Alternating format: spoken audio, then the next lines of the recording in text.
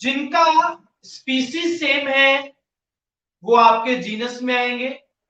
एक जैसे जीनस वाले एक फैमिली में, एक जैसी फैमिली वाले ऑर्डर, ऑर्डर मिलके बनाते हैं क्लास, और क्लासेस मिलके बनाते हैं फाइलम या डिवीजन, और फाइलम या डिवीजन मिलकर के बनाते हैं क्या बच्चों? किंगडम्स। तो पेज नंबर 83 पर ये जो हेडिंग है, यहां एक नीचे पहले ही लाइन में बच्चों 3 महान साइंटिस्ट के नाम लिखे गए हैं। एक है अर्नस्ट हिकल, एक है रॉबर्ट वाइटेकर, एक है कार्ल होस। इन्होंने सबसे पहले, या सबसे जो बढ़िया, सबसे पहला जो अटेम्प्ट था क्लासिफिकेशन का, जिसे सब लोगों ने एक्सेप्ट किया था, वो इन्होंने किया, और इन्होंने ही खोज की थी किंगडम्स की। जो रॉबर्ट वाइटेकर थे, इन्होंने बताया कि टोटल ऐसे 5 बड़े बड़े किंगडम होते हैं, जिनके नाम आपको नजर आ रहे होंगे, मैंने बोर्ड पर भी बनाए हैं। Monera, protista, fungi, Plantae and animalia. ये 5 किंगडम जो हैं वो रॉबर्ट वाइटेकर ने बनाए। और किस बेसिस पर इनका क्लासिफिकेशन किया कि सेल का स्ट्रक्चर कैसा है, ये लोग खाना जो खाते हैं वो कैसे खाते हैं, सोर्स ऑफ न्यूट्रिशन क्या है, कि भाई खाना खुद बनाते हैं या फिर खाने के लिए दूसरे पर डिपेंड रहते हैं, बॉडी ऑर्गेनाइजेशन, बॉडी डिजाइन, ये सब इनका किस तरीके का होता है। और इस तरीके से इन्होंने हायरार्की बनाई और 5 किंगडम क्लासिफिकेशन को दिया। तो 5 किंगडम क्लासिफिकेशन देने वाले कौन थे? रॉबर्ट वाइटेकर। ठीक है, तो रॉबर्ट वाइटेकर ने जो 5 किंगडम्स बनाए बच्चों, हम लोग उनके बारे में पढ़ने जा रहे हैं। देखो, आपको सबसे पहला जो किंगडम है वो दिखाई दे रहा होगा, जिसका नाम है मोनेरा। मोनेरा में ऐसे ऑर्गेनिजम्स आते हैं जिनके पास वेल डिफाइंड न्यूक्लियस या छोटे छोटे सेल ऑर्गेनेल्स नहीं होते। ऐसे ऑर्गेनिजम्स को बच्चों बोलते हैं प्रोकैरियोट्स। लिख लेना, अपनी बुक में ही लिख लो पेंसिल से।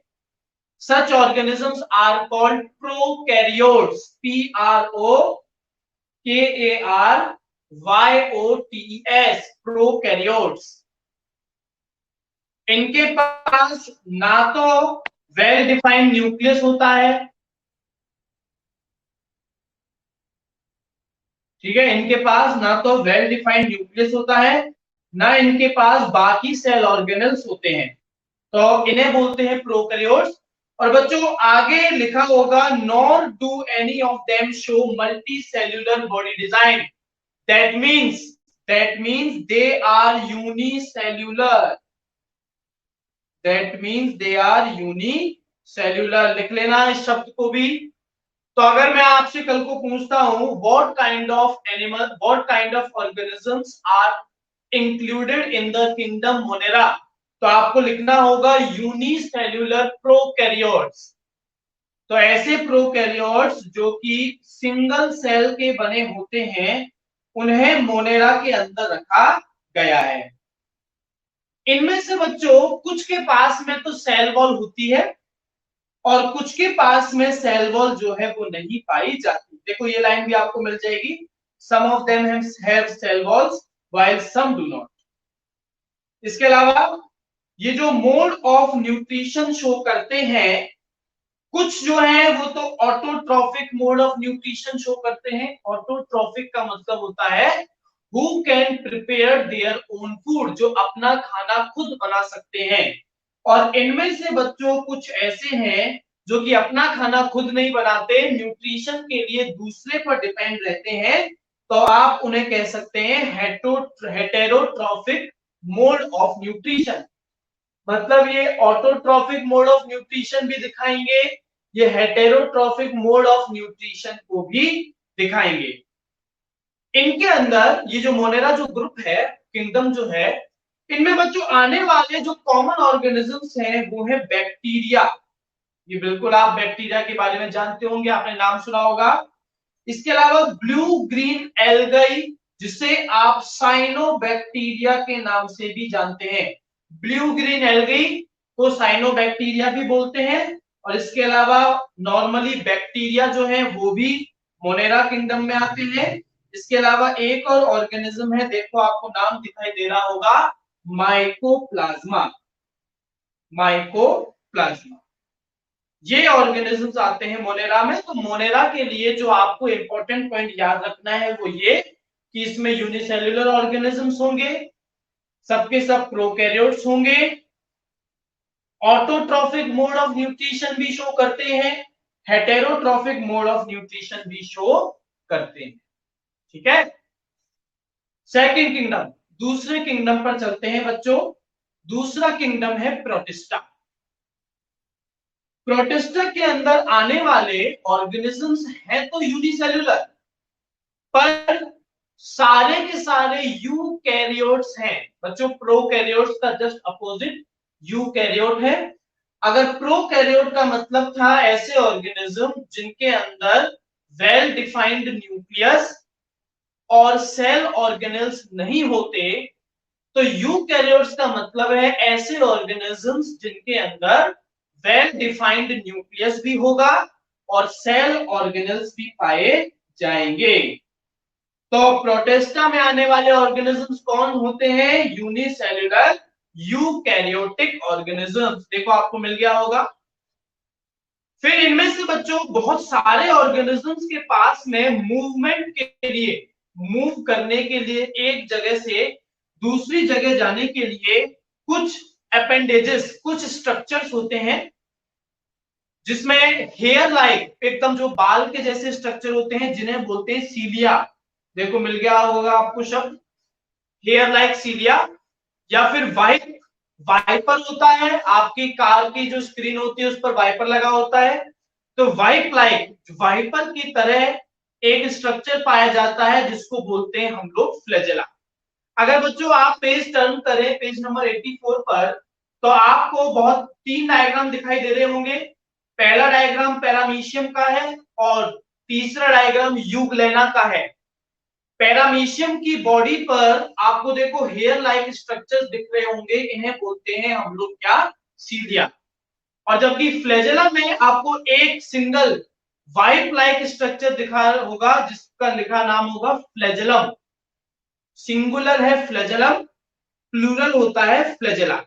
ठीक है, तो अगर मैं पूछता हूं 1 नंबर के क्वेश्चन में कि what are the appendages found in the organisms of Protista for movement, तो मूवमेंट के लिए प्रोटिस्टा में जो आने वाले एनिमल्स या ऑर्गेनिजम्स हैं उनमें मूवमेंट के लिए कौन से स्ट्रक्चर्स प्रेजेंट होते हैं, तो आप आंसर लिखेंगे सीलिया एंड फ्लैजेला। सीलिया का भी एग्जांपल लिखना हो तो पैरामीशियम, और फ्लैजेला का अगर एग्जांपल हमें लिखना हो तो क्या लिखेंगे? यूग्लेना।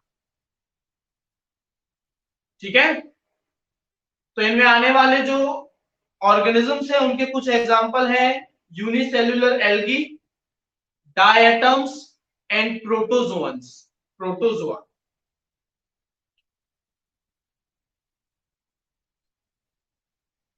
नेक्स्ट तीसरे किंगडम पर चलते हैं बच्चों। तीसरा किंगडम है फंगाई।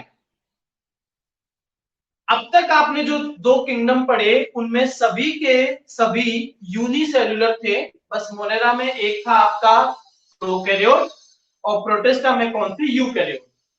फंगाई की अगर हम लोग बच्चों बात करें तो इनके अंदर मल्टी सेल्युलर ऑर्गेनिजम्स पाए जाएंगे और ये सभी यूकैरियोट्स होंगे।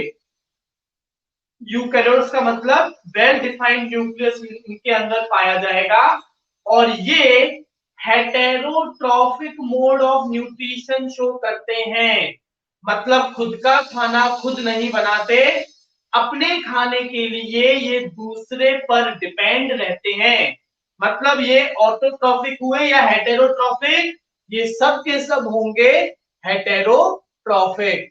तो आपको अगर फंगाई के लिए बताना हो कि किस टाइप के ऑर्गेनिज्म इसमें आते हैं तो आप कहेंगे हेटेरोट्रॉफिक यूकैरियोटिक ऑर्गेनिजम्स, और अगर पूछा जाए यूनिसेल्युलर या मल्टी सेल्युलर तो आपको लिखना है मल्टी सेल्युलर।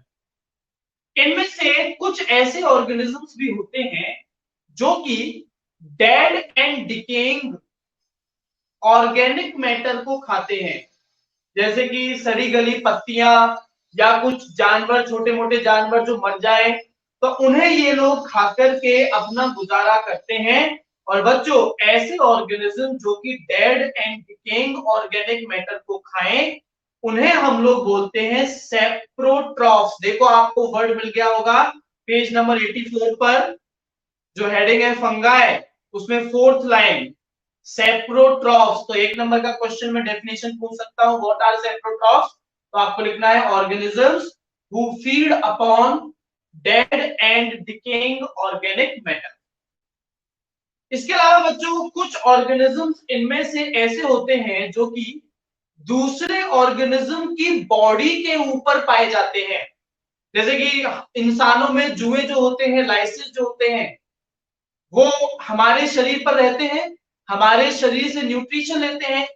ऐसे ही फंगाई में भी कुछ ऑर्गेनिजम्स हैं जो कि दूसरे ऑर्गेनिजम्स पर डायरेक्टली पाए जाते हैं, डायरेक्टली उनकी बॉडी से न्यूट्रिशन लेते हैं।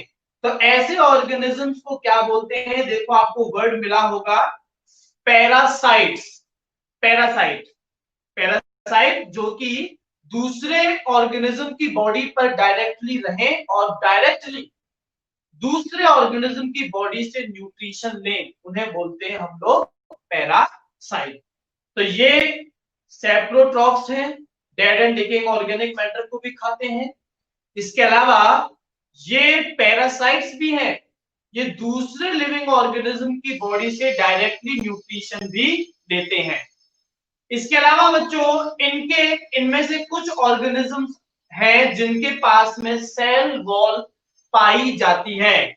आपको याद रखना है इनकी सेल वॉल बनी होती है एक केमिकल से, जिस केमिकल का नाम आपको मिला होगा काइटिन, CHITIN, काइटिन। ठीक है, इसमें आने वाले जो एग्जांपल्स हैं वो है yeast, moulds and mushrooms. Yeast, mould and mushroom. तो बच्चों ये सेप्रोट्रॉफ्स भी है, पैरासाइट भी है। इसके अलावा देखो डायग्राम जो है उनके नीचे आपको एक वर्ड मिलेगा फोर्थ लाइन के अंदर, सिम्बायोटिक। एक शब्द आपको मिलेगा बच्चों सिम्बायोटिक। सिम्बायोटिक क्या है? एक टाइप का रिलेशन है जिसके अंदर दो ऑर्गेनिजम्स एक साथ रहते हैं और दोनों ही एक दूसरे को किसी न किसी तरीके का प्रॉफिट, बेनिफिट, फायदा जो है प्रोवाइड करते हैं। तो आपके फंगाई जो है बच्चों वो ब्लू ग्रीन एल्गी के साथ में एक सिम्बायोटिक रिलेशन बनाते हैं, जिसमें एक तो दूसरे को फूड प्रोवाइड करता है और दूसरा प्रोवाइड करता है पहले वाले को शेल्टर। और ये जो सिम्बायोटिक रिलेशन है इसका नाम आपको मिला होगा लाइकेन। देखो आपको मिला लाइकेन कि नहीं मिला? लाइकेन। ठीक है बच्चों, तो ये हमने देखा मोनेरा, प्रोटेस्टा, फंगाई। एक बार कमेंट करके बताओ जो अब तक पढ़ाया वो समझ में आया या नहीं आया। एक बार कमेंट करके बताइए जो अब तक आपको पढ़ाया गया है वो समझ में आया या नहीं आया। कृष्ण को आ गया, बाकी लोगों को?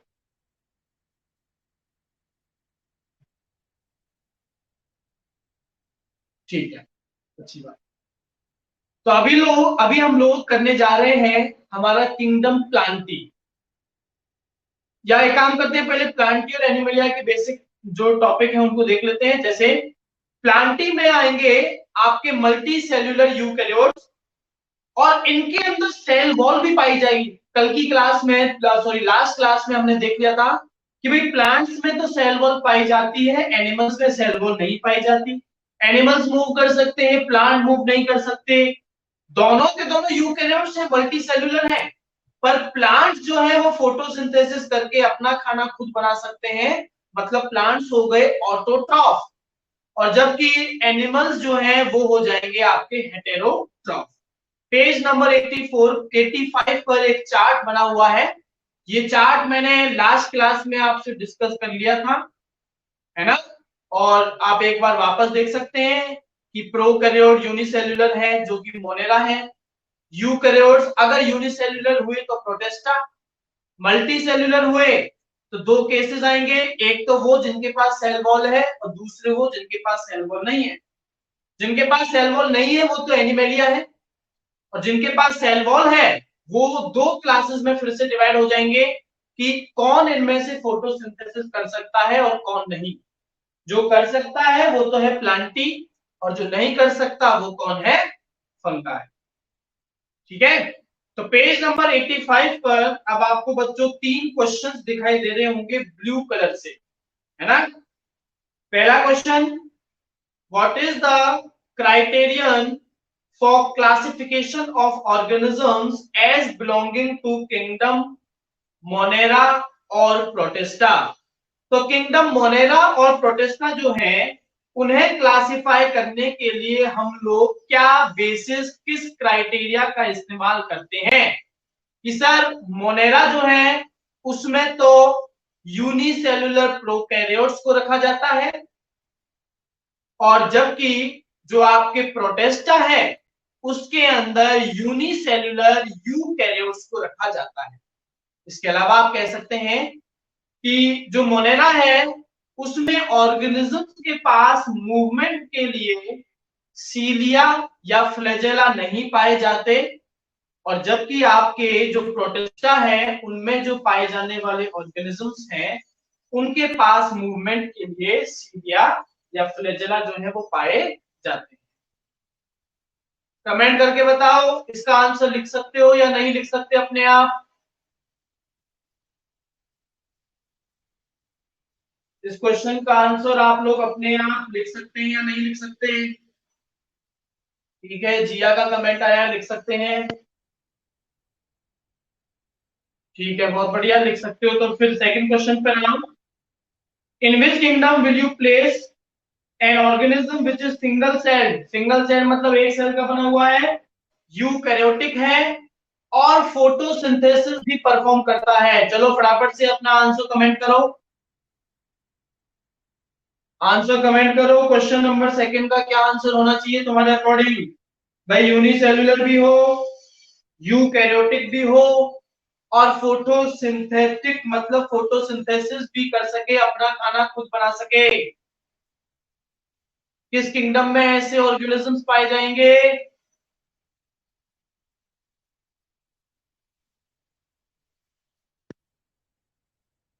बिल्कुल, कृष्णम का कमेंट आया है और ये कृष्णम का कमेंट एकदम सही है, प्रोटेस्टा। देखो बच्चों, यूनिसेल्युलर या तो मोनेरा में पाए जाएंगे या प्रोटेस्टा में।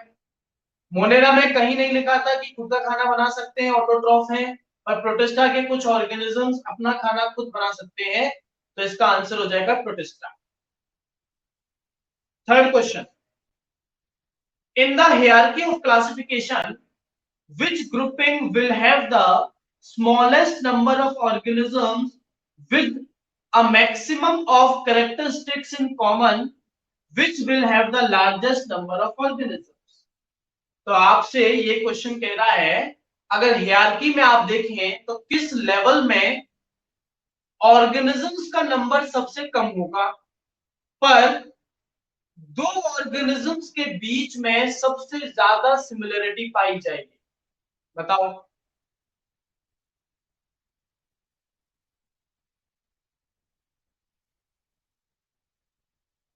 दो ऑर्गेनिजम्स के बीच में सबसे ज्यादा सिमिलरिटी पाई जाएगी, पर नंबर ऑफ ऑर्गेनिज्म सबसे कम इसी लेवल के अंदर होंगे।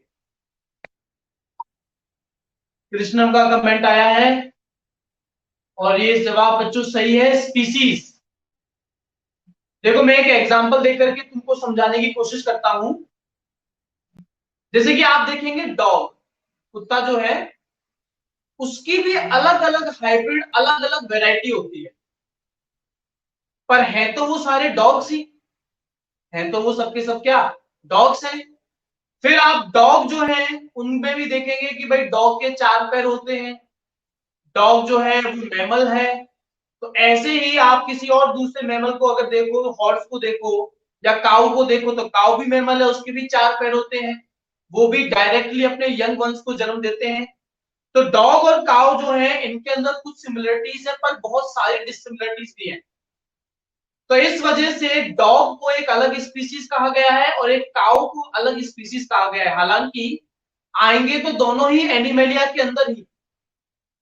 तो स्पीसीज में सबसे ज्यादा जो कॉमन फीचर्स होते हैं दो ऑर्गेनिजम्स के बीच में वो स्पीसीज के अंदर होते हैं, और इसी वजह से सबसे कम नंबर है ऑर्गेनिजम्स का वो भी स्पीसीज में ही पाया जाएगा। तो इसका आंसर हो जाएगा आपका स्पीसीज। ठीक है, तो अभी हम लोग चलते हैं हमारे प्लांटी की तरफ, क्योंकि इसका क्लासिफिकेशन जो है प्लांटी, इसे और आगे डिवाइड किया गया है छोटे छोटे ग्रुप्स के अंदर। बच्चों आपके सामने एक फ्लो चार्ट बना हुआ है ब्लैक कलर के मार्कर से, जिसमें सबसे ऊपर लिखा है प्लांट्स। प्लांट्स को हम लोग सबसे पहले डिवाइड किस बेसिस पे करते हैं, देखो कि भाई प्लांट जो है उसकी body properly stem, roots, leaves इनमें डिवाइडेड है या फिर नहीं है।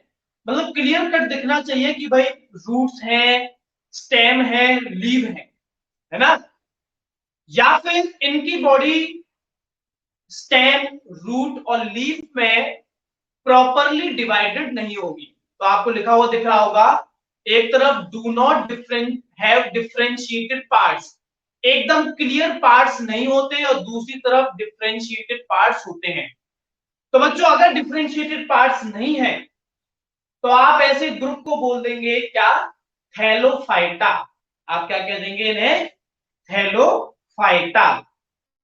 और अगर बॉडी स्टेम, रूट और लीफ में डिवाइडेड है, डिफरेंशिएटेड है, तो हम लोग ये देखेंगे कि इनमें से कितनों के पास में वाटर और फूड को ट्रांसपोर्ट करने के लिए टिश्यू है या नहीं है। देखो आपको लिख रहा होगा विदाउट वस्कुलर टिश्यू और एक तरफ with vascular tissue. Vascular tissue आप उस टिश्यू को बोलते हैं जो कि फूड एंड वाटर को ट्रांसपोर्ट करने के लिए रेस्पॉन्सिबल होता है। शायद आपने नाम सुना हो जाइलम एंड फ्लोएम। तो जिनके अंदर vascular tissue xylem and phloem पाए जाएंगे और दूसरे जिनके अंदर नहीं पाए जाएंगे। अगर नहीं पाए गए तो आप उन्हें क्या कहेंगे, ब्रायोफाइटा। क्या कहेंगे, ब्रायोफाइटा। और अगर वस्कुलर टिश्यूज पाए जा रहे हैं तो हम लोग ये देखेंगे कि वो प्लांट सीड प्रोड्यूस कर रहा है या सीड प्रोड्यूस नहीं कर रहा। अगर सीड प्रोड्यूस नहीं कर रहा तो हम लोग उन्हें प्लांट्स को बोल देंगे टेरिडोफाइटा। टेरिडोफाइटा को क्रिप्टोगैम्स भी बोलते हैं, क्रिप्टोगैम्स। या जो दूसरे हैं जो सीड प्रोड्यूस करते हैं उन्हें बोलते हैं फेनेरोगैम, फेनेरोगैम। अगर सीड प्रोड्यूस कर रहा है तो अब आगे आप ये देखेंगे कि जो सीड प्रोड्यूस हो रहा है उसके चारों तरफ प्रोटेक्टिव लेयर है या नहीं है, कवरिंग है या फिर नहीं है। अगर कवरिंग है मतलब एक सेकंड सॉरी बच्चों, अगर सीड प्रोड्यूस कर रहा है, सीड प्रोड्यूस कर रहा है तो कवरिंग है या फिर नहीं है। अगर सीड के चारों तरफ प्रोटेक्टिव कवरिंग नहीं है तो आप इसे बोलेंगे जिम्नोस्पर्म। लिखा होगा बियर नेकेड सीड्स। ऐसे सीड जिनके चारों तरफ कवरिंग नहीं होती तो आप ऐसे प्लांट को बोलेंगे जिम्नोस्पर्म।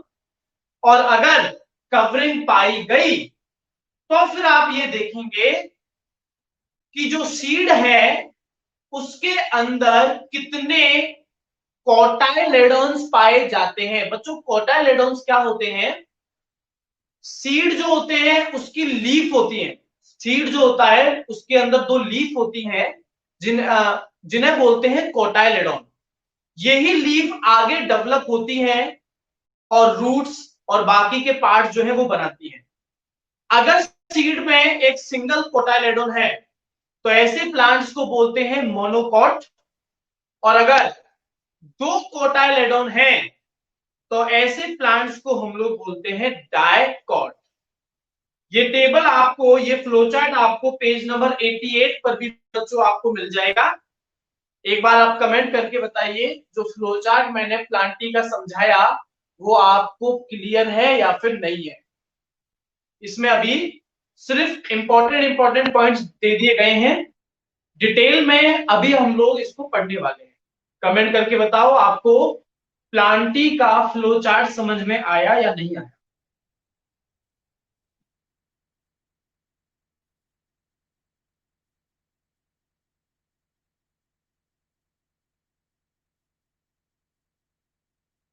ठीक है, कमेंट आ गए, अच्छी बात। तो चलिए बच्चों, आप अपनी बुक का पेज नंबर 85 ओपन कर लीजिए जहां पर हेडिंग लिखी हुई है प्लांट। तो प्लांट्स ऐसे आपके ऑर्गेनिजम्स हैं जिनके अंदर सेल वॉल पाई जाती है और बहुत सारे और कैरेक्टर्स हैं जैसे कि फोटोसिंथेसिस परफॉर्म करते हैं, ऑटोट्रॉफ्स होते हैं, इनके अंदर वाटर और फूड के लिए, ट्रांसपोर्ट के लिए टिश्यूज पाए जाते हैं, एटसेट्रा एटसेट्रा। ठीक है, तो प्लांटीज को भी आगे हम लोग डिवाइड करते हैं किस बेसिस पर, जो हमने फ्लो चार्ट में देखा कि आखिर प्लांट्स के पास में वेल डिफरेंशिएटेड बॉडी पार्ट्स है या फिर नहीं है। सबसे पहले थैलोफाइटा, जिनके अंदर वेल डिफरेंशिएटेड बॉडी पार्ट्स नहीं पाए जाएंगे, मतलब ना तो इनमें तुम्हें रूट्स दिखाई देंगी, ना स्टेम नजर आएगा, ना ही आपको लीफ नजर आएंगी। बच्चों इन ऑर्गेनिजम्स को हम लोग क्या कहते हैं, एल्गी। क्या बोलते हैं हम लोग इन ऑर्गेनिजम्स को, एल्गी। तो थैलोफाइटा में आने वाले ऑर्गेनिजम्स ही क्या कहलाते हैं, एल्गी कहलाते हैं। ये ज्यादातर बच्चों आपके एक्वेटिक होते हैं। एक्वेटिक का मतलब कहां पाए जाएंगे, ये पानी के अंदर पाए जाएंगे। एग्जाम्पल आप देख सकते हैं, आपके सामने बहुत सारे डायग्राम बनाए हुए हैं, स्पायरोगायरा, यूलोथ्रिक्स, क्लेडोफोरा, आपका अल्वा, ठीक है, या फिर कारा। ये कारा बहुत सारे एक्वेरियम्स जो होते हैं उनके अंदर भी देखा जाता है। एक तरह की घास जैसा दिखाई देता है, पर ये ग्रास घास नहीं है, ये नॉर्मल एल्गी है, आपका थैलोफाइटा है। ठीक है, सेकंड दूसरे पर आइए बच्चों, दूसरा है ब्रायोफाइटा। ब्रायोफाइटा को एम्फीबियन ऑफ प्लांट्स भी कहा जाता है। बच्चों एम्फीबियन का मतलब होता है जो कि जमीन पर रहता हो पर रिप्रोडक्शन के लिए वाटर पर डिपेंड करता है। जैसे कि फ्रॉग, मेंढक जो होता है वो जमीन पे रहता है पर रिप्रोडक्शन के लिए वो वाटर का यूज में लेता है, वाटर की हेल्प लेता है। ऐसे ही ये जो ब्रायोफाइटा में आने वाले प्लांट्स हैं, ये सबके सब ग्रो तो जमीन पर ही करेंगे, पर इनमें जो रिप्रोडक्शन होगा वो वाटर की हेल्प से होगा। तो इस वजह से ये ज्यादातर पानी के आसपास ही पाए जाते हैं। तो समझ में आया इन्हें एम्फीबियन ऑफ प्लांट्स क्यों कहते हैं, because they grow on land but depends on water for their reproduction. इनकी जो बॉडी है वो बच्चों stem like, leaf like structures में डिवाइड होती है, पर एक्चुअल या ट्रू, एकदम सच में स्टेम या इनको ट्रू लीव्स नहीं कहा जा सकता। देखो तुम्हें डायग्राम में दिख रहा होगा, अगर तुम मर्केंशिया या फिर रिकिया के डायग्राम को देखो तो इसमें तुम्हें लीफ लाइक स्ट्रक्चर दिखाई दे सकता है, पर रूट्स लाइक या स्टेम लाइक स्ट्रक्चर तुम्हें क्लियर दिखाई नहीं दे रहा होगा। तो इनके अंदर एक्चुअल रूट्स, एक्चुअल स्टेम या एक्चुअल लीफ नहीं पाई जाएगी, रूट लाइक, स्टेम लाइक या लीफ लाइक स्ट्रक्चर जो है वो पाए जाएंगे। ठीक है, और इनके अंदर वस्कुलर टिश्यूज नहीं पाए जाते, जाइलम फ्लोएम नहीं होते वाटर और फूड को ट्रांसपोर्ट करने के लिए। ठीक है, एग्जाम्पल है मॉस, मर्केंशिया, फ्यूनेरिया। ठीक है बच्चों, तीसरे ग्रुप पर चलते हैं जिसका नाम है टेरिडोफाइटा। इसमें पी साइलेंट है बच्चों। टेरिडोफाइटा की body actual roots actual stem या एक्चुअल लीव्स के अंदर डिवाइडेड होती है, और इनके अंदर वस्कुलर टिश्यूज मतलब जाइलम फ्लोएम जो कि फूड और वाटर को ट्रांसपोर्ट करते हैं, ये भी पाए जाते हैं।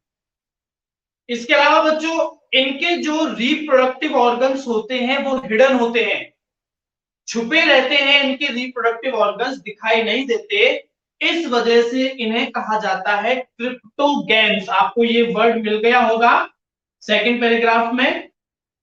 The reproductive organs of plants in all these three groups are very inconspicuous and they are called cryptogams or those with hidden reproductive organs. इनके reproductive organs hidden होते हैं, छुपे होते हैं, इस वजह से इन्हें हम लोग क्या बोलते हैं, क्रिप्टोगैम्स।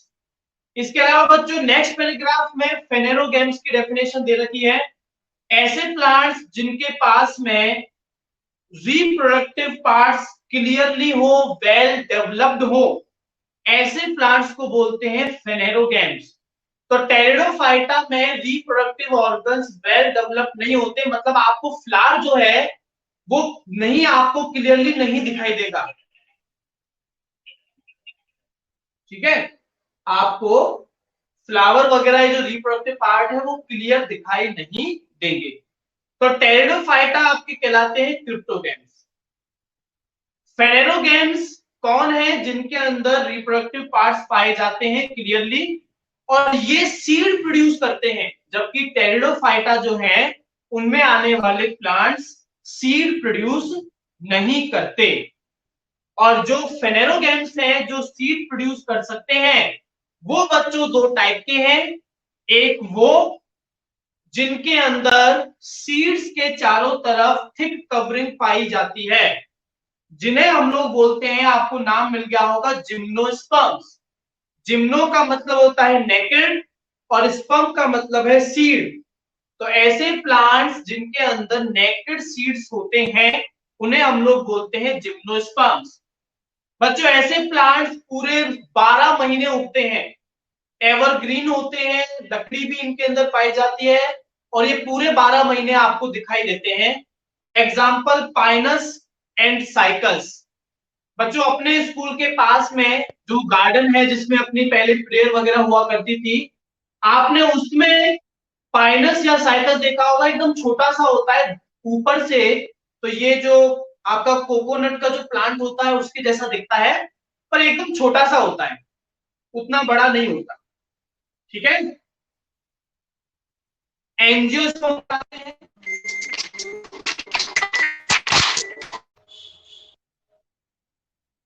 एंजियोस्पर्म के अंदर ऐसे आपके प्लांट्स आएंगे जिनके चारों तरफ, जिनमें सीड्स के चारों तरफ क्या पाई जाएगी, कवरिंग पाई जाएगी। ऐसे जो बच्चों आपके प्लांट्स होते हैं इनमें फ्रूट होता है, फ्रूट के अंदर ओवरी होती है और उस ओवरी के अंदर जो है सीड पाया जाता है। सीड जो है बच्चों उसमें लीव्स होती है, देखो आपको मिला होगा, कोटाइलेडोन्स को बोलते हैं सीड लीव्स। अगर दो सीड लीव्स हैं तो आप ऐसे प्लांट्स को बोलेंगे डायकॉट।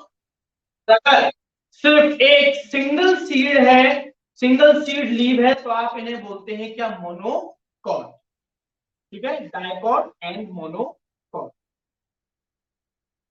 तो बच्चों यहां हम लोगों ने प्लांट्स की क्लासिफिकेशन को कंप्लीट कर लिया है। ये जो 3 क्वेश्चन पेज नंबर 88 पर आपको दिखाई दे रहे होंगे, आप इन्हें ट्राई कीजिएगा और नेक्स्ट क्लास में हम लोग किंगडम एनिमेलिया जो है, एनिमेलिया, उसको आपसे डिस्कस करेंगे। तो चलिए बच्चों आज की क्लास जो है हम लोग यहीं ओवर करते हैं।